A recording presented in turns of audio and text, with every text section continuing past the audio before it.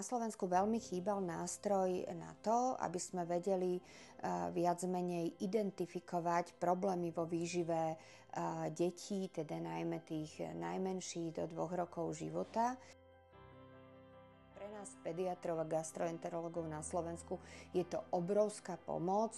Dotazník umožňuje v pokoji a anonymne rodičom si to vyplniť, kde rodičia vlastne sami v pokoji vedia na základe cielene položených otázok identifikovať problémy vo výžive svojich detí. Firmy poskytujú aj, nazvem, taký support pre takéto projekty, nielen tie financie, ale aj spojiť všetkých tých odborníkov, prepojiť ich,